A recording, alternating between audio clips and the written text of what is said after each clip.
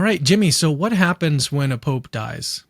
Well, there's actually two ways that the papal throne can become vacant. One is when a pope dies, and the other is when a pope resigns. And we've had only one example of a papal resignation in the last several hundred years. So the normal way that the throne becomes vacant is when a pope actually dies. And when that happens, it triggers a series of events that are spelled out in canon law. One of the first things that happens is there needs to be a verification of the Pope's death. And so there's an official known as the Camerlingo or Chamberlain, whose job it is to kind of run things between popes. And one of the first things that the Camerlingo needs to do is verify that the Pope is dead. And so what he does is he goes to where the Pope is laid, let's say a hospital room, and he then calls the Pope's birth name 3 times. So let's say Pope Francis died. Well, his birth name was Jorge. So he would go into the room and call Jorge 3 times. And the reason they use the birth name rather than the papal name rather than Jorge rather than Francis is because the Pope has only been called by the name Francis for a few years. Men are typically older when they're elected to the papacy. And so they've been known by their birth name for decades. And so it's thought if he's still alive, but he's kind of hanging on, he may respond to his birth name better. So he calls the Pope's birth name 3 times. If there's no response, then he takes the papal ring, signet ring that the Pope would wear, and the reason he takes that is so nobody can forge documents in the Pope's name now that he's dead. And he'll then take this ring, also known as the fisherman's ring, and later destroy it or disfigure it in the presence of the College of Cardinals. So after the Pope's death has been verified, they will summon the cardinals from all over the world, and all of the cardinals are invited, but only certain cardinals are going to elect the new pope. You need to be under 80 years old at the time that the gathering begins in order to have a vote. But if you're older than 80 years old, you can still show up, you can still participate in discussions and things like that. You just don't have a vote. And the reason for that is they didn't want very elderly men to have the burden of trying to figure out exactly who's the best person to guide the church. They wanted men with, more vigor and active minds to be making that decision. But they still let the over 80s participate.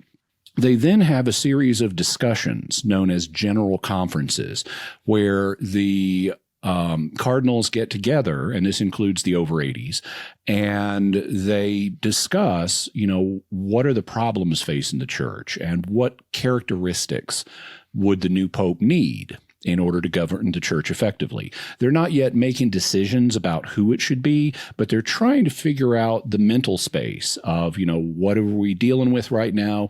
What characteristics does a person need in order to be able to guide the church effectively in present circumstances?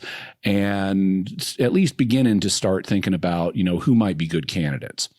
Then they go into what's called the conclave. Conclave is a Latin word. It means with a key because they shut the doors, they kick out almost everybody, they shut the doors, and they seal the cardinals in with a key. And then they listen to a sermon about the needs of the church and so forth. They have a mass, and then they start voting.